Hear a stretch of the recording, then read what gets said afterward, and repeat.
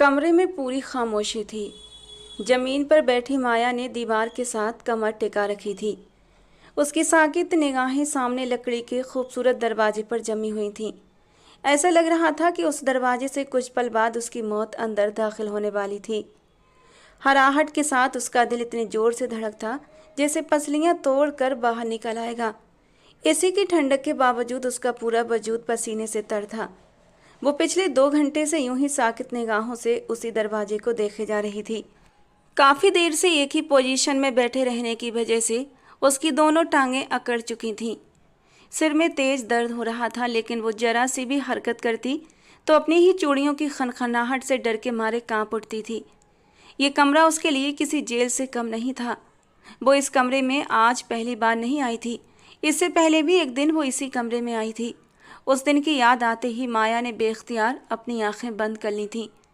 इस कमरे से जुड़ी एक दर्दनाक याद उसके दिल में जैसे किसी खंजर की तरह उतर आई थी। डर से कांपते हुए वो फूट फूट कर रोने लगी थी। मेरे साथ ही क्यों?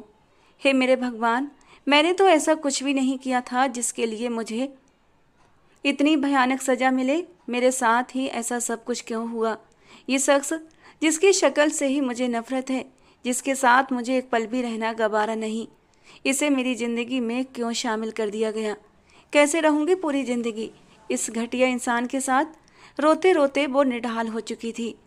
पिछले 24 घंटे में उसके मुंह में सिवाय पानी के एक घूंट के कुछ नहीं गया था।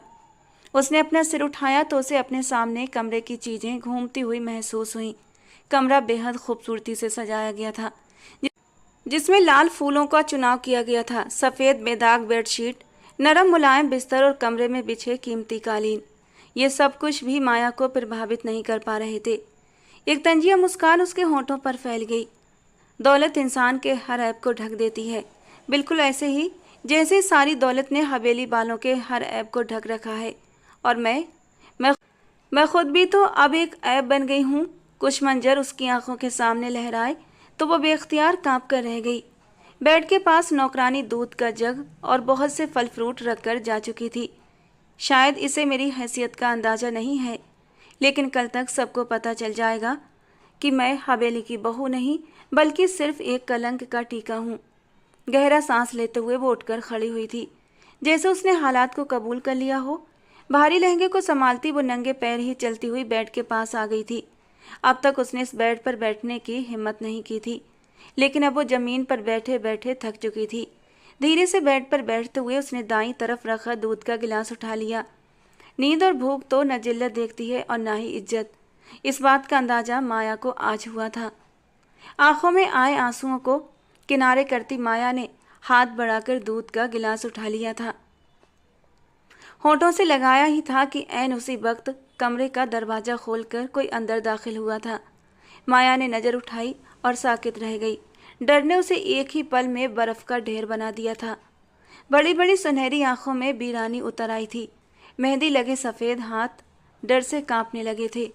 अरे वाह, मुझे तो लगा तुम सिकुड़ कर किसी कोने में बैठी रो रही होगी, अपनी किस्मत पर मातम कर रही होगी, लेकिन तुम तो खा पी रही हो, मौज कर रही हो। लगता है तुम्हें इस बात से कोई फ़र्क नहीं पड़ता कि तुम्हारे साथ क्या होने वाला है। अंदर आने वाले की आवाज़ सुनकर माया के वजूद पर एक चाबुक पड़ा था। डर के मारे दूध का गिलास उसके हाथ से छूटकर नीचे गिर गया। मोटे कालीन ने सारा दूध चंद लम्हों में ही सोख लिया था, लेकिन कांच दूर दूर तक बिखर गया था। वो कबीर था, कबीर आहूवालिया, उसका पति, इस शानदार हवेली का चश्मो चराग, जो अब भारी कदमों से चलता हुआ ऐन उसके सामने आकर खड़ा हुआ था। माया की आंखों में आंसू उतर आए थे। वो सफ़ेद शेरवानी पहने उसके सामने खड़ा था। सिर पर रखा हुआ कलगी वाला सेहरा शायद उसने कहीं उतार कर फेंक दिया था। शेरवानी के ऊपर के 2 बटन खुले हुए थे और इस वक्त वो मुस्कुराता हुआ बेशक बेहद खूबसूरत लग रहा था, लेकिन उसकी आंखों में जो संगदिली थी उसने माया को अंदर तक हिलाकर रख दिया था। उसका ये रूप माया पहले भी एक बार देख चुकी थी, यहीं इसी कमरे में। माया की नज़र भटक कर कमरे से जुड़े अटैच बाथरूम तक गई। एक सिसकी उसके होंठों से अलग हुई थी। क्या हुआ? कुछ याद आ गया ना? मुझे भी बहुत कुछ याद आ रहा है, और उस याद का सिला मैं तुम्हें अब मरते दम तक देता रहूँगा। अपने घर वालों को आखिरी बार देख आई हो ना? क्योंकि आज के बाद ना तो तुम्हें उन्हें देखने की इजाज़त होगी और ना ही उनसे मिलने की। पत्थर दिली से कहता वो पलटा था और माया काँप कर रह गई। दुल्हन बनकर यहाँ बेड पर क्यों बैठी हो? ज़्यादा सपने सजाने की ज़रूरत नहीं है। तुम्हें किसने कहा कि तुम मेरी दुल्हन हो? ना तो तुम्हें कभी बीवी बनने का हक हासिल होगा और ना ही तुम कभी मेरी मोहब्बत पा सकोगी। इस ख्याल को अपने दिल से निकाल दो। तुम वही करोगी जिसके लिए मैं तुम्हें यहाँ लाया हूँ। चलो आओ, मेरे जूते साफ करो। हुक्म देता हुआ वो गुरूर से सोफे की पीठ से टेक लगाकर बैठ गया था। माया ने बेयकीनी भरी निगाहों से उसे देखा। इतनी जिल्लत और इतनी तौहीन का तो उसने कभी ख्याल भी नहीं किया था। हाँ, अगरचे वो सोच कर आई थी कि जिंदगी उस पर पहले से कहीं ज़्यादा तंग हो जाएगी, मगर आते ही वो उसके साथ ये सलूक करेगा उसने सोचा भी न था। सुना नहीं तुमने मैंने क्या कहा है? जल्दी उठो, वो इस बार गुस्से से दहाड़ते हुए बोला था और माया एकदम सहम गई। वो लड़खड़ाते हुए अपनी जगह से उठकर खड़ी हुई थी। तेजी से आगे बढ़ते ही उसके होठों से एक सिसकी निकली। बेख्तियार ही उसने अपनी आंखें दर्द के मारे मींच लीं। पैर में कालीन में छुपा हुआ कोई कांच चुभ गया था। वो गौर से उसका जायजा ले रहा था। माया जर्द पड़ते वजूद के साथ पैर में हो रहे दर्द को नज़रअंदाज करते हुए तेजी से आगे बढ़ी थी, मगर कबीर की निगाहों से उसके पैर में होती वो हल्की सी थरथराहट छुपी न रह सकी। कांपते हाथों से वो कबीर आहूवालिया के कदमों में बैठकर उसके जूते उतारने लगी थी। कबीर के वजूद पर जैसे कोई फुहार सी पड़ने लगी। एक तंज भरी मुस्कान उसके होंठों पर बिखर गई। गुड, तुम तो बहुत आज्ञाकारी हो। मेरा अंदाज़ा तुम्हारे बारे में बिल्कुल सही था। तुम जैसी गरीब घराने की लड़कियों को उनकी औकात में ही रखना चाहिए। नफरत से भरे अंदाज में कहते हुए वो उससे अपने जूते उतारने का हुक्म दे रहा था, जबकि माया की आंखों से आंसू बहने लगे। धीरे धीरे उसके जूते उतारते हुए माया ने अपनी आंखों से बहते आंसुओं को रगड़ डाला था। अब उसे अपनी जिल्लत का तो आदी हो जाना चाहिए था, क्योंकि शायद ये जिल्लत अब उसके नसीब में लिख दी गई थी, और वो भी हमेशा हमेशा के लिए। लेकिन लिखने वाला कौन था? क्या वो खुद या फिर कबीर आहूवालिया, जिसके साथ आज उसकी पहली मुलाकात नहीं थी? 1 महीने पहले की वो सुनहरी सी शाम माया की आंखों के आगे लहराने लगी थी, जिस रोज वो अपनी माँ के साथ पहली बार हवेली आई थी। बड़ी सी हवेली के बाहर वो हवेली के बड़े से दरवाजे के बाहर ही रुक गई थी। शायद अंदर जाने की उसमें हिम्मत नहीं थी, या फिर उसका दिल गवारा नहीं कर रहा था। उसे दरवाजे पर रुकता देखकर उसकी माँ ने हैरान नज़रों से माया को देखा था। चलो अंदर, या यहीं दरवाजे पर खड़ी रहोगी? बड़ी मालकिन ने ख़ास तौर पर हम जैसे गरीबों को दान देने के लिए बड़े पैमाने पर ये इंतजाम किया है। तेरे पापा की दवाई के पैसे भी मिल जाएंगे और महीने भर के राशन का भी बंदोबस्त हो जाएगा। पूरा महीना खाने पीने की चिंता से मुक्त हो जाऊंगी। इस बार तेरे पापा की बीमारी की वजह से खेत में फसल तो बोई ही नहीं गई थी। शुक्र कर बड़ी मालकिन ने दान देने का ही फैसला कर लिया, वरना तो हमें खाने पीने के भी लाले पड़ जाते।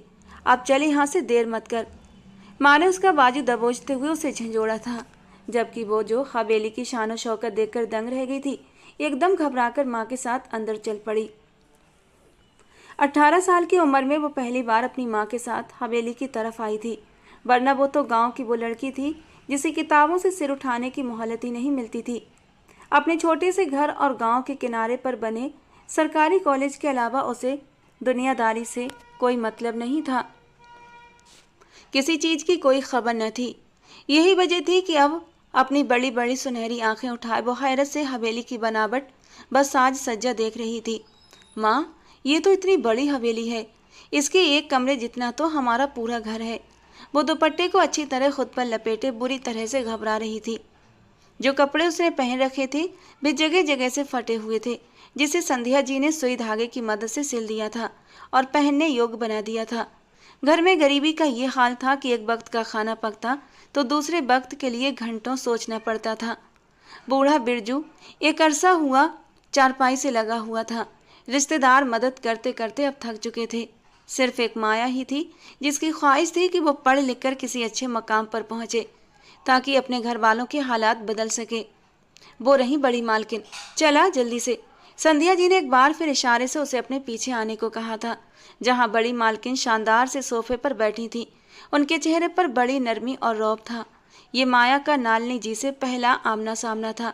दूर से ही देखकर उसे एहसास हो गया था ये बड़ी मालकिन गरीबों के लिए खास हमदर्दी रखती हैं। शर्मिंदगी से माया के गले में आंसुओं का गोला सा अटकने लगा। वो हाथ फैलाने की कायल नहीं थी। यही वजह थी कि आज माँ का बड़ी मालकिन से अपने बाप के इलाज के लिए पैसे लेना उसे अंदर तक घायल कर रहा था। ये कौन है संध्या? आज से पहले तो तुम इसे कभी अपने साथ नहीं लाई। नालनी जी ने सिमटी खड़ी माया की ओर इशारा करते हुए उसकी माँ से पूछा तो वो मुस्कुरा दी। मेरी बेटी है जी, कॉलेज में पढ़ती है, अभी 12वीं के पेपर दिए हैं इसने, बड़ी जहीन है, इसे हवेली देखनी थी इसीलिए साथ ले आई हूँ। संध्या जी की बात पर माया ने झुककर बड़ी मालकिन को हाथ जोड़कर प्रणाम किया था। वो दिलचस्पी से उसे देखती रही। बहुत खूबसूरत है तुम्हारी बेटी, मैंने आज तक पूरे गांव में इतनी हसीन लड़की नहीं देखी, लेकिन इसका हुलिया ठीक नहीं है। उन्होंने सिर से लेकर पैर तक माया का जायजा लिया था। वो बेख्तियार अपने दुपट्टे को खुद पर और कसते हुए एक बार फिर खुद में सिमट गई थी। सामने बैठी नालनी जी के शानदार ब्रांडेड जोड़े के सामने उसके जगह जगह से फटे हुए सस्ते नायलॉन के कपड़ों की क्या औकात थी। माया की आंखों में पानी उतरने लगा।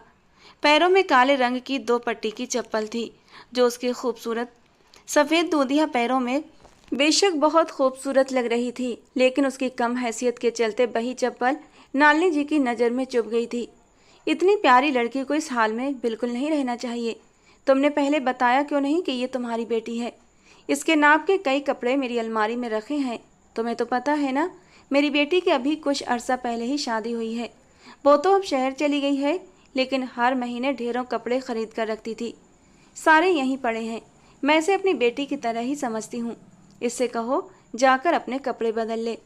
नालनी जी की निगाहें उसके फटे कुर्ते पर अटक गई थीं। कमर से कई बार सिलने के बावजूद भी वहाँ से कुर्ता फट रहा था और नालनी जी को ये बिल्कुल भी पसंद नहीं आया था कि एक जवान जहाँ लड़की यूँ फटे कपड़ों में घूम रही थी। मैं अभी नौकरानी को कह देती हूँ, वो इसे मेरी बेटी के कमरे में लेकर जाएगी और वहाँ अलमारी में ढेरों कपड़े पड़े हैं, कोई ढंग का सूट निकाल कर पहन लेगी। नालनी जी ने संध्या से कहा। माया बुरी तरह से घबरा उठी। एक और चाबुक उसकी आत्मा पर पड़ा था। नहीं, मुझे कपड़े नहीं चाहिए, मेरे यही कपड़े ठीक हैं, मैं इन्हें घर जाकर दोबारा से सिल लूँगी। उसने अपने फटे हुए कुर्ते पर अपनी मुट्ठी जमाई थी। वो बेख्तियार 2 कदम पीछे हटी थी, लेकिन नालनी जी ने नौकरानी को बुलाकर उसे सब कुछ समझा दिया था। माया के बार बार मना करने के बावजूद नौकरानी ने उसका हाथ पकड़कर उसे अपने साथ ले लिया था। हवेली की ठंडी राहदारियों से गुजरते हुए माया एक बार फिर से हैरान हो रही थी। नौकरानी ने उसे एक कमरे में ले जाकर खड़ा कर दिया। तुम यहीं रुको, मैं कपड़े यहीं पर लेकर आती हूँ। छोटी मालकिन का कमरा तो बंद है और अगर उन्हें पता चल गया कि उनके कमरे में कोई नौकरानी गई थी तो वो बहुत गुस्सा करेंगी। वो ऐसी ही तो हैं, बल्कि मालिकों के दोनों बच्चे ही ऐसे हैं। नौकरानी बेजारी से कहती हुई पलट गई थी और माया बेजान अंदाज में वही खड़ी कमरे का जायजा लेने लगी। कमरा बेहद शानदार था। लगता था जिसे भी इस कमरे की डिज़ाइन करने की जिम्मेदारी दी गई थी उसकी पसंद बेहद उच्च थी। ईस्टर्न और वेस्टर्न अंदाज के मेल से बने इस कमरे के हर कोने से अमीरी झलक रही थी। माया ने गहरी सांस लेकर खुद को संभाला। नौकरानी थोड़ी ही देर में लौट आई थी। ये लो, ये सारे कपड़े तुम्हारे हैं, ये वाला पहन लो, तुम्हें फ़ौरन फिट आ जाएगा, बाकी के जोड़ों की फिटिंग कर लेना। कहते हुए कासनी रंग का एक खूबसूरत सा जोड़ा उसने माया के हाथों में थमाया और खुद वापस चली गई। माया ने हैरान निगाहों से उस जोड़े को देखा। वो बेहद कीमती जोड़ा था। एक मासूम सी चाह उसके दिल में जागी जो अब तक कपड़े न लेने पर अड़ी थी। अचानक उसका मन हुआ कि वो उस जोड़े को पहनकर देखे, आखिर वो उसमें कैसी लगेगी। इतना महंगा और खूबसूरत जोड़ा तो उसने आज तक नहीं पहना था। पहनना तो दूर, देखा भी नहीं था। वो इतनी हैरत में थी कि दरवाज़ा लॉक करना भी भूल गई। जोड़े को बेड पर रखे उसने धीरे से अपनी चादर उतारकर बेड पर रख दी। एक झिझक तो आई थी, लेकिन नया जोड़ा पहनने का शौक इतना ज़्यादा था कि माया ने बेझिझक अपना कुर्ता उतार दिया। कासनी रंग के नरम और मुलायम कुर्ते को उठाकर अभी पहनने ही वाली थी कि एक झटके से दरवाज़ा खुला था और कोई अंदर दाखिल हुआ। माया तेजी से पलटी। दिल जोर से धड़क उठा था। प्लीज़ बाहर जाएं, भगवान के लिए अब जो कोई भी हैं बाहर चले जाएं, मुझे कपड़े बदलने हैं। वो कुर्ते को अपने सामने आड़ बनाए बुरी तरह घबरा गई थी।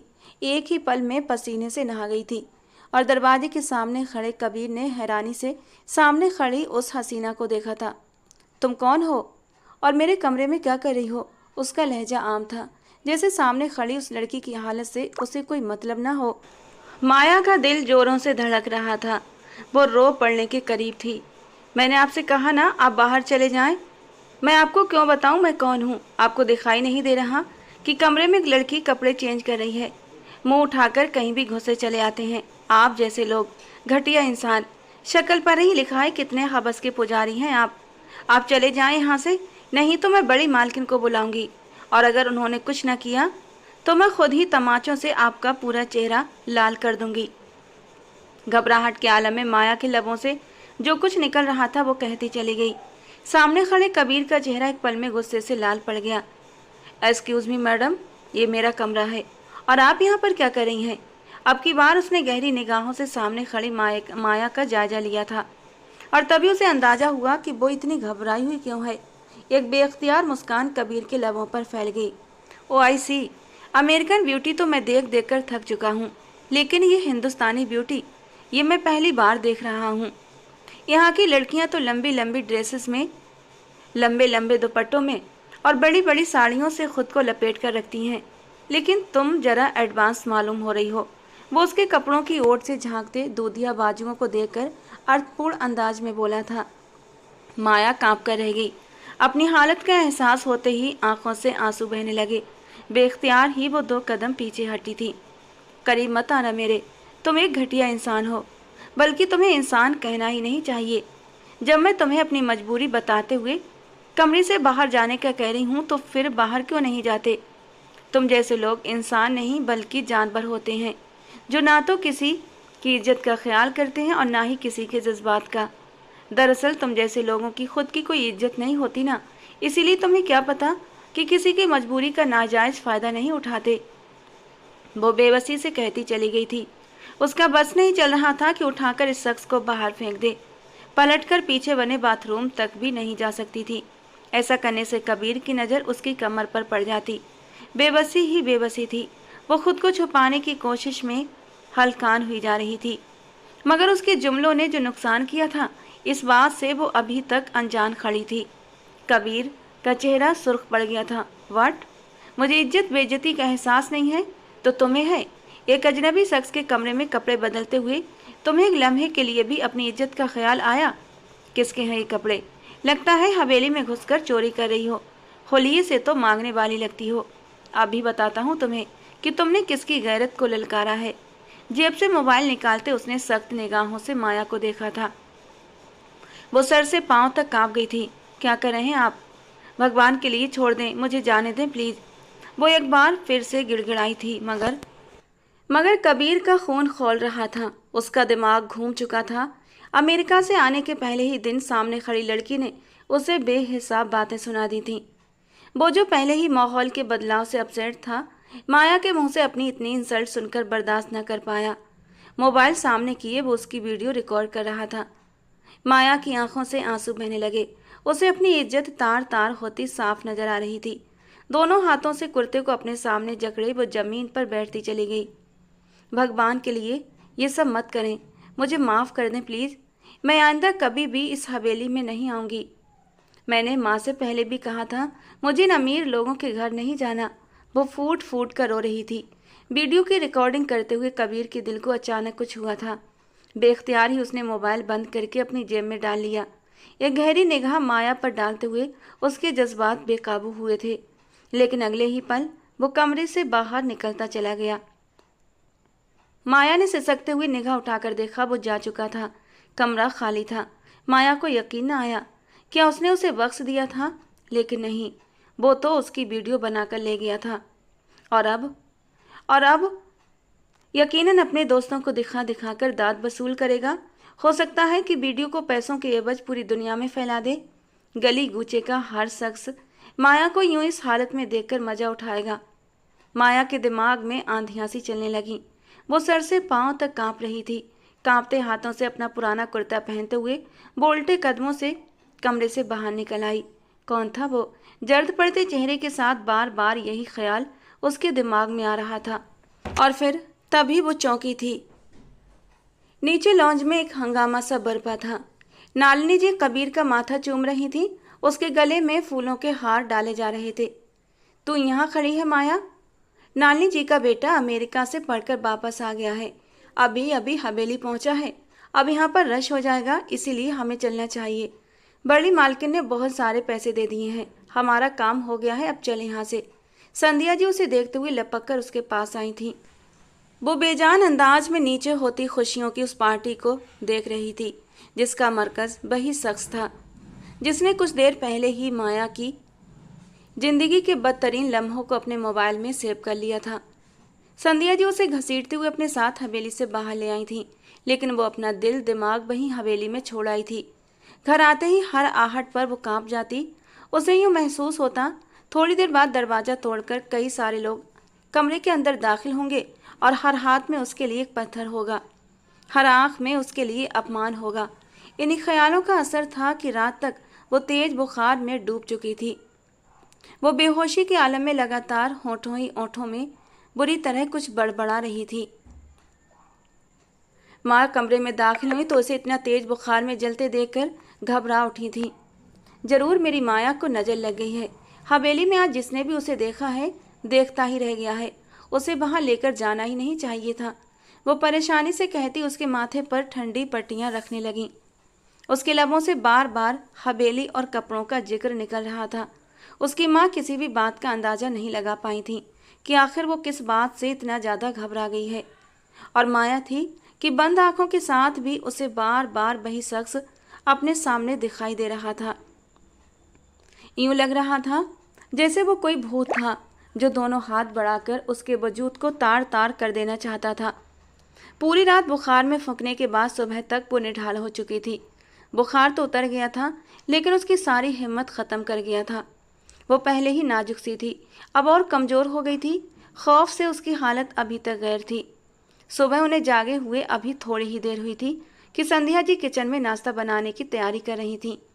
कल दिए गए नालिनी जी के पैसों से वो अभी अभी जाकर नाश्ते का सामान लेकर आई थी कि तभी दरवाज़ा जोर से बजा था और माया ने लरज कर दरवाजे की ओर देखा। क्या सबको पता चल गया? अभी तक वो वीडियो न जाने कितने लोगों ने देख ली होगी। उसके हलक में नमकीन गोला फंसने लगा था। संध्या जी ने दरवाज़ा खोला और सामने हवेली के एक नौकर को अंदर आते देखकर माया की आंखें बेयकीनी से फैल गईं। वो जहाँ की तहाँ खड़ी रह गई। तुम्हें और तुम्हारी बेटी को मालकिन ने बुलाया है, बहुत ज़रूरी काम है। मालिक ने कहा है देर मत करो, फौरन आ जाओ, बाहर गाड़ी खड़ी है। नौकर की बात पर संध्या जी तो हैरान हुई, मगर माया सर से पांव तक लरज कर रह गई थी। इनकार करने की कोई भी सूरत नहीं थी। वो जानती थी नालिनी जी का हुक्म उसकी माँ हर सूरत में मानेंगी, इसीलिए उसने इनकार करने की ज़रूरत ही नहीं समझी थी। वैसे भी उसकी ज़बान तो गूंगी सी हो गई थी। शायद आज अदालत भरी महफिल में लगने वाली थी। पूरी हवेली के सामने वो शख्स उसे नीचा साबित करने वाला था। आखिर वो इन अमीर लोगों को अपनी दौलत का रौब भी तो किसी न किसी को दिखाना होता है। उसने बेबसी से अपना सर झुका लिया था। यहाँ आने से पहले उसे अपने बाल समेटना भी याद नहीं रहा था और अब उस वक्त उसके घने बाल उसके चेहरे के इर्द गिर्द बिखरे हुए थे। संध्या जी ने चुपचाप माया का हाथ पकड़ा और हवेली से आई गाड़ी में जाकर बैठ गई। हवेली के अंदर गाड़ी रुकी तो अम्मा उसका हाथ थामकर अंदर ले आई। हवेली के बड़े से लॉन्ज में नालिनी जी खामोशी से बैठी थीं। उनके चेहरे पर आज कल वाली मुस्कुराहट गायब थी। माया ने जर्द पड़ते वजूद के साथ उन्हें देखा। उनके साथ वाले सोफे पर बही बैठा था। इंतहाई घमंड भरे अंदाज के साथ गुरूर उसकी हर अदा से झलक रहा था। मोबाइल हाथ में थामे वो उस पर कुछ देखने में बिजी था और माया का दिल चाहा जमीन फटे और वो उसमें समा जाए। यकीनन ये मेरी ही वीडियो देख रहा था और उसने अपनी माँ को भी दिखा दी होगी और अब वो मुझे न जाने क्या सज़ा देने वाली हैं। पता नहीं वो मेरे बारे में क्या सोचेंगी कि मैं कितनी बदकिरदार लड़की हूँ। आंसू माया की आंखों में उमड़ने लगे। संध्या जी आगे बढ़कर नालिनी जी से पूछ रही थी कि उन्होंने उन्हें क्यों बुलाया है। नालिनी जी की आवाज़ में लॉन्ज में छाए सन्नाटे को तोड़ा। वो माया से बोली, इधर आओ बेटा, मुझे कबीर ने सब कुछ बता दिया है। कल तुम दोनों के बीच जो कुछ हुआ वो बिल्कुल अच्छी बात नहीं थी। कबीर हिंदुस्तान में नया नया आया है और उसे यहाँ के तौर तरीक़ों के बारे में कुछ भी पता नहीं है। अमेरिका में रहते हुए ये थोड़ा आज़ाद ख्याल हो गया है। मुझे नहीं पता कल इसने तुम्हारे साथ क्या किया, लेकिन बहरहाल कबीर ने मुझे बताया है कि जिस वक्त ये वहाँ चला गया था और तुम दोनों के दरमियान काफ़ी कड़वी बहस हुई थी। कबीर के कहने पर ही मैंने तुम लोगों को यहाँ बुलाया है। वो तुमसे माफ़ी मांगना चाहता है। नालिनी जी की आवाज़ पर माया ने एक झटके से सर उठाया था। कितने आम से अंदाज में कबीर ने उन्हें कह दिया था कि उन दोनों के बीच कड़वी बहस हो गई थी। बस कड़वी बहस। आपको पता भी है कि हम दोनों के बीच कल क्या हुआ था। आपके इस बेटे ने मुझे मेरी नज़रों में गिरा दिया है। इसने मुझे कहीं मुंह दिखाने के लायक नहीं छोड़ा। माया के लबों से बेख्तियार निकला था। उसने कटीली निगाह साथ बैठे कबीर पर डाली, जो बेतासुर चेहरे के साथ उसे ही देख रहा था। चुप कर माया, क्या बकवास करे जा रही है। अगर छोटे मालिक ने कुछ कह दिया तो इसमें बुराई क्या है। वो हवेली वाले लोग हैं, कुछ भी कह सकते हैं। और फिर तू देख तो सही कितना बड़प्पन है उनका कि हम लोगों को माफ़ी मांगने के लिए अपनी हवेली में बुलाया है। अगर वो चाहते तो अपनी जरा सी कही हुई बात की माफ़ी मांगने की क्या ज़रूरत थी उन्हें। और अब तो छोटे मालिक की बेइज्जती कर रही है। उसकी माँ ने उसके कान में सरगोशी करके उसे खामोश करवाना चाहा, लेकिन माया अचानक भड़क उठी। छोटे मालिक नहीं है मेरे कोई मालिक। अगर उनके पास दौलत है तो इसका ये मतलब नहीं कि ये हमारे मालिक हैं और हम इनके गुलाम। चंद पैसे देकर इस औरत ने आपको अपना गुलाम बना लिया है अम्मा, लेकिन मैं इनकी गुलाम नहीं हूँ। आंखों में आए आंसुओं के साथ वो बेधड़क बोलती चली जा रही थी और कबीर की निगाहों में पहले हैरत और फिर गुस्सा उमड़ आया था। मेरी माँ से आराम से बात करो लड़की, वो ब्लड प्रेशर की मरीज हैं और कोई तुम्हें नहीं कह रहा कि तुम हमारी गुलाम हो। जो कुछ हुआ वो बस उसी वक्त का असर था। मेरी उसी वक्त फ्लाइट लैंड हुई थी। मुझे समझ नहीं आ रहा था कि मैंने क्या करना है और क्या नहीं। और वैसे भी तुम्हें देखते ही जो कुछ मैंने किया वो सिर्फ एक मामूली सी शरारत थी, इसके सिवा और कुछ नहीं। कबीर ने जैसे उसे रिलैक्स करने की कोशिश की थी, मगर माया तो उसकी हर बात पर और ज़्यादा भड़कती चली जा रही थी। शरारत में आपने मुझे बेलिबास हालत में रिकॉर्ड कर लिया, मुझे मेरी ही नज़रों में गिरा दिया। और अब आप क्या चाहते हैं कि मैं आपको माफ़ कर दूं क्योंकि आपके पास दौलत है और हम गरीब हैं। ऐसा नहीं हो सकता। मैं आपको माफ़ नहीं करूंगी। अपनी दौलत की नुमाइश किसी और के सामने कीजिएगा। गरीबों को कुछ पैसों का दान देकर उन्हें खरीदने की बजाय अपने बेटे को थोड़े से संस्कार दीजिए आप। आइंदा अगर आपने मेरी माँ को यहाँ बुलाकर जलील करने की कोशिश की तो मुझसे बुरा कोई नहीं होगा। आप गांव वालों की नज़र में बहुत महान हस्ती होंगी, लेकिन मेरी नज़र में आपकी इज्जत 2 कौड़ी की भी नहीं है। वो बिना रुके बोले जा रही थी। संध्या जी ने आगे बढ़कर उसका बाजू दबोचा। बस कर माया, चुप हो जा। पागल हो गई है क्या? ये क्या क्या बोले जा रही है? लगता है तेरा बुखार तेरे सर पर चढ़ गया है। माफ़ कर दे मालकिन, इसकी तबीयत ठीक नहीं है, शायद इसीलिए। संध्या जी को समझ नहीं आ रहा था माया को क्या हो गया है और वो बुरी तरह घबरा गई थी। खुद अपनी आंखों में आए आंसू रगड़ते हुए माया का वजूद भी लरज रहा था, जबकि कबीर अहुबालिया लब भींचे उठकर खड़ा हुआ था। आप लोग अभी और इसी वक्त अपने घर चली जाएं। मुझे कोई माफ़ी नहीं मांगनी। ये लड़की माफ़ी के लायक नहीं है। 2 टूक अंदाज में कहते हुए उसने नौकर को इशारा कर दिया था, जबकि सोफे पर बैठी नालिनी जी के चेहरे पर पसीने की बूंदें चमकने लगी थीं। उनकी रंगत जर्द पड़ती जा रही थी। कबीर घबराकर उनकी ओर बढ़ा था। अमीर लोगों के चोंचले। एक निगाह उन पर डालती माया तेजी से पलट गई थी। संध्या जी उसे बुलाते हुए उसके पीछे पीछे जा रही थी, लेकिन वो तो जैसे अब उस हवेली के दरो दीवार में रुकना ही नहीं चाहती थी। नालिनी जी सीने पर हाथ रखे एक तरफ को झुकती चली जा रही थी। कबीर बुरी तरह घबरा गया था। गाड़ी निकालो, मम्मा की तबीयत बहुत ज़्यादा ख़राब है, उसने दहाड़ कर नौकर को हुक्म दिया था। और जिस वक्त माया अपनी माँ का हाथ पकड़े अपने घर की ओर जा रही थी, जन से कबीर की गाड़ी उसके बराबर से गुजरी थी। नालिनी जी की तबीयत शदीद बिगड़ जाने पर कबीर उन्हें शहर के अस्पताल लेकर आया था। एक नफरत भरी निगाह गाड़ी पर डालते माया ने अपना सर झटका था। अंधाधुंध गाड़ी चलाते हुए कबीर के दिल की हालत गैर हो रही थी। अभी तो अमेरिका से वापस आया था वो अपनी माँ की खूब सारी सेवा करना चाहता था, उनके साथ अपनी ज़िंदगी गुजारना चाहता था, उनकी गोद में सर रखकर उनसे ढेर सारी बातें करना चाहता था, उन्हें बताना चाहता था कि उसने अमेरिका में रहकर उन्हें बहुत याद किया। उनके हाथों के मजे मजे के खाने बनवाकर खाना चाहता था, उनसे अपने खूब लाड उठवाना चाहता था। और अब एक मामूली सी लड़की की बातों ने उसकी माँ को इस हाल में पहुंचा दिया था। वो बार बार पीछे मुड़कर नालिनी जी को देखता। उनकी हालत बिगड़ती जा रही थी। गाड़ी अस्पताल के सामने रोकते ही वो भागकर नीचे उतरा था और फिर दूसरी ओर का दरवाज़ा खोलकर उसने नालिनी जी को बाहर निकालना चाहा। उनका चेहरा पीला पड़ रहा था। कुछ बोलने की कोशिश कर रही थी शायद, लेकिन उनके होंठ उनका साथ नहीं दे रहे थे। कबीर को अपने हाथों से अपनी जिंदगी निकलती हुई महसूस हुई। उसने अपनी माँ को बाहों में उठाते हुए कसकर अपने सीने से भींचा था और फिर भागता हुआ अंदर लाया था। नालिनी जी को अंदर इमरजेंसी रूम में ले जाया गया। बाहर खड़े कबीर का बस नहीं चल रहा था कि वो दुनिया भर के सारे डॉक्टर्स लाकर माँ के सिरहाने खड़े कर दे। लेकिन डॉक्टर आईसीयू से बाहर निकला तो उसके चेहरे पर एक मायूसी छाई हुई थी। रियली सॉरी, बहुत शदीद हार्ट अटैक था। हमने पूरी कोशिश की लेकिन आपकी माँ को बचा नहीं सके। डॉक्टर उसे जवाब देकर खुद आगे बढ़ गया था और कबीर को यूं लगा जैसे दुनिया एक जगह रुक गई है। उसके कानों में साए साए की आवाज़ें आ रही थीं। आईसीयू के दरवाजे से नजर आती माँ के बेजान चेहरे पर नजर पड़ते ही उसकी आत्मा झंझना उठी थी। ये सब कुछ तुम्हारी वजह से हुआ है माया, और इस बात के लिए मैं तुम्हें कभी माफ़ नहीं करूँगा। तुम्हें मेरी माँ से इतनी बदतमीजी नहीं करनी चाहिए थी। वो तो ऊंची आवाज़ें सुनने की भी आदी नहीं थीं। आज तुमने उन्हें इतना कुछ सुना दिया। उनकी बरसों से कमाई गई इज्जत पर तुमने उंगली उठा दी। तुम्हारी वजह से आज उन्होंने अपनी ज़िंदगी खो दी है।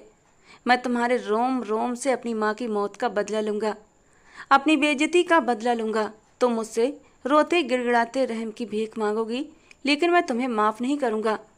खून के आंसू बहाने पर मैं तुम्हें मजबूर कर दूँगा। सूखी आंखों से अंदर देखते वो नफरत के समंदर में खोता चला जा रहा था। उसने इतना भी सोचने की ज़रूरत महसूस नहीं की थी कि उसकी माँ तो एक अरसे से दिल की मर्ज में घिरी हुई थी। क्या सिर्फ एक माया की बातों पर उन्हें दिल का दौरा पड़ सकता था, या फिर उसकी माँ की मौत के पीछे कोई और वजह थी जिससे कबीर अनजान था। डॉक्टर भी कुछ कह रहा था। रिपोर्ट सामने रखते हुए डॉक्टर उसे बता रहा था कि पिछले कई महीनों से नालिनी जी की डाइट बिगड़ी हुई थी। उन्होंने अपनी दवाइयाँ एक लंबे अरसे से लेना छोड़ रखी थीं और आज होने वाला अटैक भी इसी बात का नतीजा था। मगर कबीर तो जैसे कुछ भी सुनने के लिए तैयार ही नहीं था। उसकी आंखों के सामने तो रह रहकर माया का सरापा घूम रहा था। अब तुम मेरा इंतकाम देखोगी। नफरत है ना तुम्हें हवेली वालों से? हम दौलतमंद लोग गरीबों को कुछ नहीं समझते। बिल्कुल ठीक सोचा तुमने।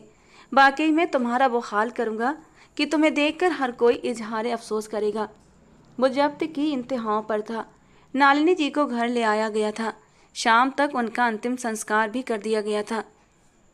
वो सूखी आंखों के साथ लॉन के सोफे पर बैठा हुआ था जब हवेली के खास नौकर ने आकर जमीनों के तमाम कागजात उसके सामने रखे थे। नालिनी जी की वसीयत के ऐन मुताबिक ये तमाम जायदाद अब आपके नाम है। वो पहले ही आपके अमेरिका से आने के इंतजार में थी कि आपके आते ही तमाम इंतजाम आपके हाथ में सौंप कर खुद आज़ाद हो जाएं। लेकिन अब खुद ब खुद ही ये सब चीज़ें आपके हाथ में आ गई हैं। नौकर दीनू हर एक कागज़ उसके सामने रखते हुए उसे डिटेल्स बता रहा था, मगर कबीर को कोई दिलचस्पी नहीं थी। उसे मतलब था तो फिलहाल सिर्फ अपने इंतकाम में। गाड़ी निकालो, हमें कहीं जाना है अभी और इसी वक्त, उसने हुक्म दिया। उसके कहने के चंद मिनटों बाद ही गाड़ी तैयार थी। सुर्ख आंखों के साथ भारी कदमों की आहट लिए जब वो माया के घर के दरवाजे के बाहर पहुंचा, पूरे गांव पर अंधेरे की चादर तन चुकी थी। इस छोटे से टूटे फूटे घर में पूरी तरह सन्नाटा था। तो ये है तुम्हारी हैसियत। एक जहर भरी मुस्कान कबीर के लबों पर फैल गई थी। दरवाजे पर दस्तक दिए बगैर वो जोरदार अंदाज में दरवाज़ा खोलता अंदर दाखिल हुआ था। सामने आंगन में बैठी माया की माँ लरज कर रह गई थी। नालिनी जी के देहांत की खबर उन तक भी पहुंच चुकी थी, लेकिन उनके अंदर हिम्मत नहीं थी कि एक आखिरी बार जाकर उन्हें देखने हवेली चली जाती। हालांकि उनका मन मचल रहा था नालिनी जी को बस एक आखिरी बार देखने के लिए।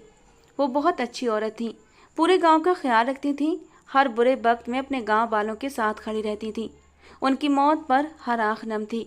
वो भी दरवाजे की आवाज़ सुनकर अंदर कमरे से बाहर आ गई थी। वो बहुत परेशान थी और ये परेशानी उसके चेहरे से साफ झलक रही थी।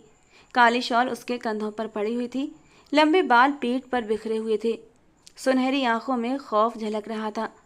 सामने खड़े कबीर को एक नज़र देखते ही उसे अंदाजा हो गया था कि शायद वो अपने हाथों से उसे गोली मारने ही आया है। तुम्हारे पास सिर्फ 1 महीने का वक्त है। मेरी माँ के देहांत को 1 महीना पूरा होते ही मैं तुमसे शादी करूँगा। जिस हवेली से तुम्हें नफरत है ना, तुम्हें उसी हवेली में लेकर आऊँगा। लेकिन ये और बात है कि हवेली की किसी भी चीज़ पर तुम्हारा कोई हक नहीं होगा। अगर तुमने भागने की कोशिश की तो मैं दुनिया के किसी भी कोने से तुम्हें ढूंढ निकालूंगा। तुम्हारी वजह से आज मेरी माँ की मौत हुई है। इस बात को मैं सारी ज़िंदगी भुला नहीं सकता और ना ही मैं तुम्हें भूलने दूंगा। और अगर तुमने शादी से इनकार करने की कोशिश की या किसी को भी अपनी मदद के लिए बुलाया तो तुम्हारा वो वीडियो मैं दुनिया भर में वायरल कर दूंगा। जिस हालत में तुम मेरे सामने खड़ी थी उसी हालत में तुम्हें पूरी दुनिया देखेगी। और उसके बाद सोचो तुम्हारे साथ क्या क्या होगा। अंधेरी रात में सड़क पर कारोबार करने के अलावा तुम्हारे पास ज़िंदगी गुजारने का कोई दूसरा ऑप्शन नहीं बचेगा। चबा चबा कर कहता हुआ उसने जैसे माया पर गरम गरम तेल उंडेल दिया था। वो साकित निगाहों से उसे देखती रह गई। संध्या जी उससे माफिया मांग रही थी, कुछ कहने की कोशिश कर रही थी, लेकिन कबीर हुक्म देता हुआ उल्टे कदमों वापस पलट गया था। उसने माया के घर के बाहर कड़ा पहरा लगवा दिया था और माया उसने भागकर जाना भी कहाँ था। वो जानती थी अब अगर वो जाकर पाताल में भी छुप जाए तब भी कबीर उसे वहाँ से ढूंढ निकालेगा। दिन रात रोते सिसकते वो बस भगवान से यही प्रार्थना करती थी कि ये महीना ना गुजरे, दिन लंबे हो जाएं, रातें इतनी लंबी हो जाएं कि नया दिन आए ही ना, या फिर कुछ ऐसा चमत्कार हो जाए कि इस महीने में कबीर के बदले की आग खुद ब खुद शांत हो जाए, उसका इरादा बदल जाए। हर गुजरते दिन के साथ उसके दिल की धड़कन तेज होती जाती थी, लेकिन उसकी सारी दुआएं बेकार गईं। ठीक 1 महीने बाद हवेली की ओर से आए खूबसूरत जोड़े जबरात ने उसे यकीन दिला दिया कि आज उसकी ज़िंदगी सच में नरक बनने वाली है। वो उसकी दुल्हन बन चुकी थी, उसके नाम हो चुकी थी। गांव वाले हैरान थे कि एक मामूली सी लड़की इतनी बड़ी हवेली की मालकिन बन गई थी। लेकिन कोई माया के दिल से पूछता जो अंदर ही अंदर खुद के लिए मौत की दुआएं मांग रही थी। रात गहरी हो चुकी थी। कबीर ने नज़र उठाकर अपने पैरों की ओर बैठी माया को देखा। उसका शादी का जोड़ा अभी तक उसके वजूद पर था। नींद से उसकी आंखें इतनी बोझल थीं कि वो बैठे बैठे ही सो जाती थी। इस नींद में कमजोरी का तत्व भी शामिल था। शायद उसने एक लंबे वक्त से कुछ खाया नहीं था। कबीर ने गहरी सांस लेते हुए अपने दोनों पैर समेटकर पीछे किए। सोफे पर बैठे बैठे उसने उसे अपने पैर दबाने का हुक्म दे दिया और उस वक्त भी वो उसके कदमों में बैठी उसके पैर ही दबा रही थी। जब नींद के झोंके से वो एक पल के लिए गाफिल हो गई थी। कबीर के पैर पीछे हटाते ही वो एक झटके से जमीन पर आ गिरी थी। कबीर को लगा वो फौरन नींद से जाकर उठ जाएगी, लेकिन वो यूं ही बेजान नीचे पड़ी रही। बेसाख्ता ही कबीर ने आगे बढ़कर उसकी नब्ज चेक की। वो बेहद मध्यम थी और तभी कबीर की नज़र उसके पैर पर पड़ी। सफ़ेद पाँव से हल्का हल्का खून रिस रहा था। गौर से देखा तो उसके पैर में चुभा हुआ कांच साफ दिखाई दे रहा था। शायद वहाँ कालीन में छुपा कांच उसे चुभ गया था। न चाहते हुए भी कबीर ने हाथ बढ़ाकर उसके पैर से कांच का वो टुकड़ा निकाल दिया था। एक सिसकी बेहोशी के आलम में भी माया के लबों से निकली थी। गहरी सांस लेते हुए वो अपनी जगह से उठकर खड़ा हुआ। वो उसके साथ जुल्म करना चाहता था, लेकिन हर बार उसके हसीन सरापे को देखते हुए वो रुक जाता था। दिल की हालत अजीब हो रही थी। ये उसकी शादी की पहली रात थी। वो जानता था ये सब कुछ उसने माया को सज़ा देने के लिए ही किया है, लेकिन सज़ा देने के लिए उसने शादी का चुनाव क्यों किया? वो ताकतवर था, किसी भी तरीके से उसे एक बुरे अंजाम तक पहुंचा सकता था, लेकिन उसने उसे अपनी दुल्हन बनाकर अपने घर क्यों लाया? अपने इन्हीं सवालों से वो खुद भी परेशान हो रहा था। गहरी सांस भरते हुए वो कमरे से बाहर निकल आया था। बाहर खड़ी नौकरानियों को अंदर कमरे में पड़ा कांच साफ करने के लिए और अंदर जाकर माया की देखभाल करने का हुक्म दिया था। खुद वो अपने जज्बातों को संभालता बाहर लॉन में चला आया था। ठंडी हवा उसके वजूद से टकराई तो यूं लगा जैसे जलती हुई आग पर कोई फवारा पड़ गया हो। वो आसमान की तरफ देखते हुए अतीत को सोचता चला जा रहा था। जब वो अमेरिका से वापस आया था, एक बेफिक्रा आज़ाद 25 साल का मर्द, जिसने ज़िंदगी की असल जिम्मेदारियों को अब तक देखा ही नहीं था। शोर और भीड़भाड़ उसे शुरू से ही पसंद नहीं थे और जब वो गाड़ी से हवेली के सामने उतरा तो उसने सारे नौकरों को खामोश रहने का इशारा कर दिया था।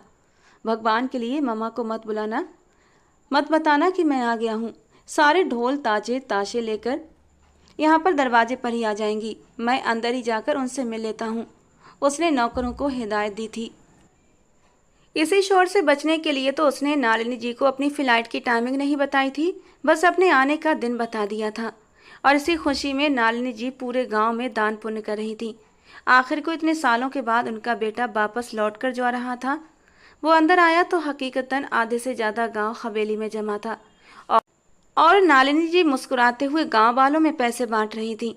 नालिनी जी को लोगों में घिरा देखकर वो चुपके से अपने कमरे में चला आया था। शदीद थकावट का असर था कि बस वो शावर लेकर फ्रेश होना चाहता था, लेकिन कमरे में दाखिल होते ही जो नज़ारा उसने देखा उसने उसका दिमाग उड़ा कर रख दिया था। उस कांपती लड़खड़ाती लड़की को अपनी इज्जत की फिक्र पड़ गई थी। कबीर के होठों पर मुस्कुराहट बिखर गई।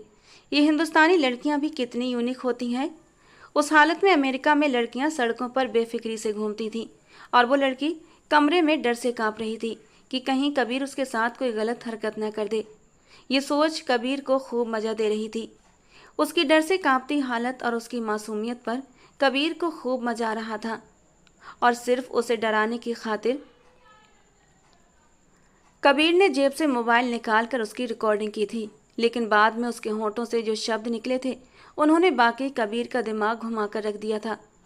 वो पहले ही थका हुआ था, ऊपर से उस लड़की की बिना सोचे समझे बोले जाने वाली बातों ने उसे गुस्से के मारे खौला कर रख दिया था। न जाने उसने क्या जवाब दिया था, बाद में वो खुद ही भूल गया था। लेकिन रात तक पछतावे का एहसास उसे लपेटे में लेने लगा। उसने बेकार में ही उस मासूम सी लड़की को परेशान किया था। मम्मा बता रही थी कि गांव की वो इकलौती लड़की है जिसने कॉलेज में जाकर पढ़ाई हासिल की है। वो बड़ी जहीन थी और उतनी ही हसीन भी। न चाहते हुए भी वो पूरी रात उसी के बारे में सोचता रह गया था और सुबह होते ही उसने नालिनी जी को कल की सारी बात बता दी थी। उन्होंने नाराज होते हुए उसे समझाया, ये हिंदुस्तान है, खासकर यहाँ गांव में लड़कियाँ अपनी इज्जत के मामले में बहुत संवेदनशील होती हैं। यहाँ तो मर्दों के सामने लड़की के ऊपर से दुपट्टा सरक जाए तो वो बुरी तरह घबराती हैं। और फिर वो तो कपड़े बदल रही थी और तुम कमरे में चले गए। फिर तुम चाहते थे कि वो तुम्हारे सामने कुछ बोले भी ना। नालिनी जी ने उसे झिड़क दिया था तो वो शर्मिंदा हो गया। यही वजह थी कि उसने माँ से कहकर उन दोनों माँ बेटी को हवेली बुलवाया था ताकि उनसे माफ़ी मांग सके और उनकी कोई मदद भी कर सके। उसने सोचा था अगर माया आगे पढ़ना चाहती है तो वो उसकी पूरी मदद करेगा, लेकिन उसे अंदाज़ा नहीं था कि माया उस रोज़ इतना कुछ कहेगी। उसके अंदर हवेली वालों के लिए इतनी नफरत थी। इस बात का अंदाज़ा कबीर को उस रोज़ हुआ था और उसके तुरंत बाद माँ के देहांत ने उसे अंदर तक तोड़ फोड़ कर रख दिया था। तुमने अच्छा नहीं किया था माया। अगर तुम उस दिन माँ के बजाय मुझसे बदतमीजी करती तो मुझे इतना बुरा नहीं लगता। शायद मैं तुम्हें माफ़ कर देता, लेकिन तुम्हारी बातों की वजह से मेरी माँ चल बसी। ये बात मैं कभी नहीं भूल सकता। बेकाबू होते उसने अपना सिर दोनों हाथों में थाम लिया था। रात के 2 बज रहे थे कि उसकी जेब में रखा हुआ मोबाइल अचानक बज उठा। इस वक्त किसने फ़ोन कर लिया? जेब से मोबाइल निकालकर उसने देखा ये ब्रजेश शाह का नंबर था। वो गहरी सांस लेकर खुद को कंट्रोल करने लगा। ब्रजेश शाह के साथ उनकी दुश्मनी पुरानी थी। न फ़ोन पर उसे इस दुश्मनी के बारे में उसकी माँ बताती रहती थी। एक अकेली औरत होते हुए भी उन्होंने सालों साल ब्रजेश शाह को अपने मकसदों में कामयाब नहीं होने दिया था।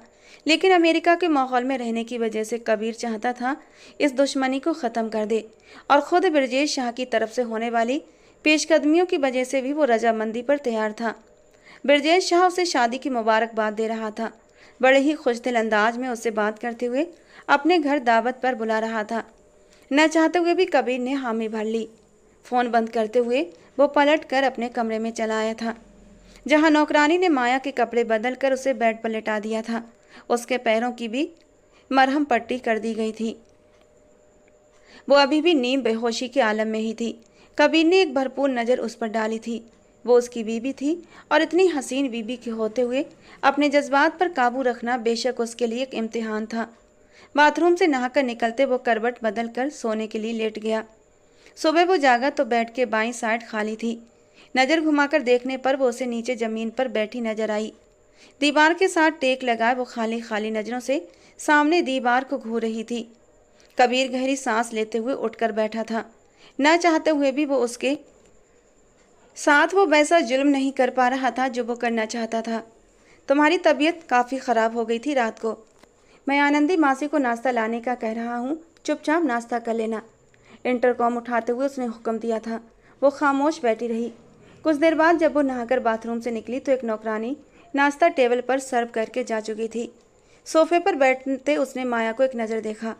आ जाओ, नाश्ता कर लो। लड़ाई झगड़ा तो सारी ज़िंदगी चलता ही रहेगा। तुम्हें क्या लगता है इस तरह भूखी प्यासी बैठोगी तो मैं तुम्हें माफ़ कर दूंगा? तो ऐसा हरगिज नहीं होगा, बेअसर लहजे में कहते हुए उसने माया को पुकारा था। एक जख्मी निगाह माया ने उसकी ओर डाली।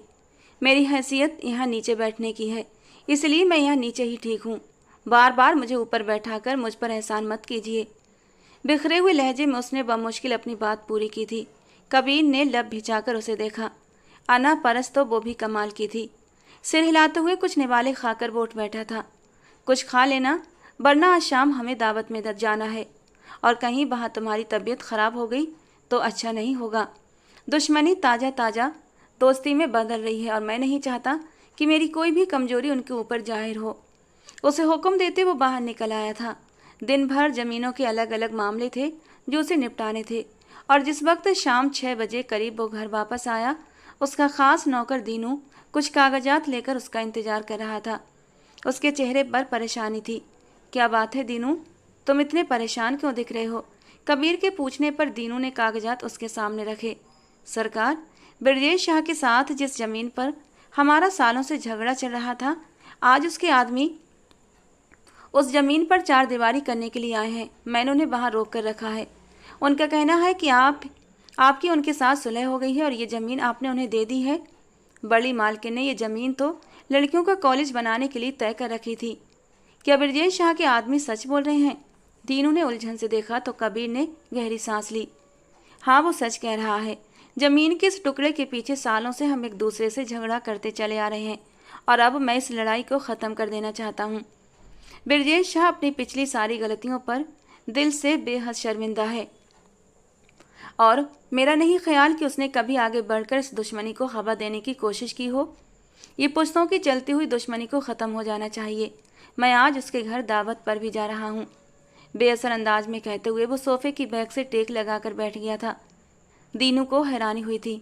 सरकार, आप ये किस तरह कह सकते हैं कि ब्रजेश शाह ने आगे बढ़कर कभी दुश्मनी को हवा नहीं दी? आप सुलह करना चाहते हैं, और ये बात ठीक है, लेकिन उस दिन ब्रजेश शाह ने हवेली में आकर बड़ी मालकिन को इस कदर डराया धमकाया था कि जिसका कोई अंत नहीं था। उन्होंने तो साफ साफ आपकी माँ और आपको मारने की धमकियाँ भी दी थीं। दीनू की बात पर कबीर को एक जोरदार झटका लगा था। किस दिन की बात कर रहे हो तुम? कब आया था वो यहाँ हवेली? उसके लहजे में नफरत घुल गई। दीनू ने गहरी सांस ली। सरकार, जिस दिन आप अमेरिका से वापस आए थे, उसके अगले दिन सुबह सुबह के वक्त जब आप अपने कमरे में सो रहे थे, तब वो शख्स हवेली में आया था। नालिनी जी ने हमें मना कर दिया था, वरना वो जिंदा वापस न जाता। उन्होंने आपकी माँ को ये तक कह डाला था कि उन्होंने पुलिस के उच्च अफसरों से रिश्ते बनाए रखे हैं। इसी वजह से ये ज़मीन के मामले पर हमेशा उनकी जीत होती है। उनका कहना था जैसे भी हुआ वो ये ज़मीन हासिल करके रहेगा। इसीलिए तो नालिनी जी की तबीयत उस दिन बहुत ख़राब थी, और उन्हें जो हार्ट अटैक आया था वो भी इसी वजह से आया होगा, क्योंकि उस दिन वो सुबह से बार बार अपने बाजू और सीने को मसल रही थी। मैंने कहा भी था कि अगर आपकी तबीयत ठीक नहीं तो मैं डॉक्टर को बुला लेता हूँ, या फिर छोटे मालिक को बता देता हूँ, वो आपको अस्पताल ले जाएंगे, लेकिन उन्होंने मुझे मना कर दिया था कि कबीर इतने सालों बाद अमेरिका से आया है, मैं आते ही उसे परेशान नहीं करना चाहती, और फिर मैं भी खामोश हो गया था। सरकार, दीनू ने तो कबीर की आंखों से पर्दा हटा दिया था। वो एक झटके से उठकर खड़ा हुआ। उस दिन ब्रजेश शाह ने माँ को धमकाया था, जिसकी वजह से उन्हें हार्ट अटैक आया। बेआवाज लहजे में कहते हुए वो जैसे अंदर तक ढेर होता चला गया। दीनू ने सिर हिलाया। आपको मार देने की बात पर उन्होंने विनती करके ब्रजेश शाह को वापस भिजवा दिया था, और उसके बाद वो चाहती थी कि हवेली पर पहरा कड़ा कर दिया जाए, लेकिन आपने माया बीबी वाला जिक्र छेड़ दिया तो उन्होंने आपसे कोई और बात नहीं की थी। दीनू ने जैसे सारी बात ही खोलकर सामने रख दी थी। वो जो अब तक ये समझता आया था कि उस दिन नालिनी जी की परेशानी की वजह सिर्फ माया की बदतमीजी थी, आज उसे अंदाजा हुआ कि वो तो दरअसल किसी और बात से परेशान थी। हे मेरे भगवान, मैं इतना बचकाना दिमाग रखता हूँ। माथे को हाथ से मसलते हुए वो बेख्तियार सोफे पर बैठता चला गया था। इतने साल विदेश में पढ़ाई करने और एक परिपक्व आदमी होने के बावजूद मैं इस बात का अंदाजा नहीं लगा पाया कि मेरी माँ एक छोटी सी लड़की की बातों पर दिल नहीं तोड़ेंगी। और माया का इसमें क्या कसूर था? सिर्फ इतना ना कि मेरी शरारत पर वो बुरी तरह घबरा गई थी। अब वो बुरी तरह पछताया था। जानता था कमरे में माया मौजूद थी, उससे तो वो माफ़ी मांग सकता था, लेकिन दुश्मन को पहले सबक सिखाना जरूरी था। फ़ोन निकालते उसने दीनू को खास इशारा किया था। इशारा समझते ही वो मुस्कुराकर बाहर निकल गया था और कुछ ही देर में ज़मीन पर कब्जा करने आए ब्रजेश शाह को वहां से भगा दिया गया था। वो जलता कुड़ता वापस अपने घर पहुंच रहा था और उसने पहुंचते ही कबीर को फ़ोन किया था। देख चुका हूं कि तुम्हारी पहुंच बहुत ज़्यादा है। हिंदुस्तान आते ही तुमने अपने पर पाँव फैला लिए हैं, लेकिन जो नुकसान तुमने मुझे आज पहुंचाया है ना, ये कोई कम नुकसान नहीं है। मैं तुम्हें नहीं छोड़ूंगा। कबीर धीरे से मुस्कुरा रहा था। ऐसी कितनी ही दुश्मनियां तो वो चुटकियों में उड़ा सकता था, और ऐसे दुश्मन को मसलना तो उसके बाएं हाथ का खेल था। ब्रजेश शाह के सारे गैर कानूनी मामले उच्च पुलिस अफसरों के सामने रख दिए गए थे। उसने अपनी सारी ताकत इस्तेमाल कर ली थी और आखिरकार उसके ये रिश्तों का ही असर था कि ब्रजेश शाह रात होने से पहले पहले जेल में नजर आ रहा था। रात का 1 बज चुका था। वो अभी तक वहीं बाहर लॉन्ज के सोफे पर ही बैठा था। कमरे में जाने की उसके अंदर हिम्मत नहीं थी। आज आंखों से पट्टी हटी थी तो उसे नजर आ रहा था कि माया ने जो कुछ भी किया वो केवल अपनी रक्षा में किया था। उसकी कोई इतनी बड़ी गलती नहीं थी जितनी बड़ी कबीर ने उसे सजा दी थी।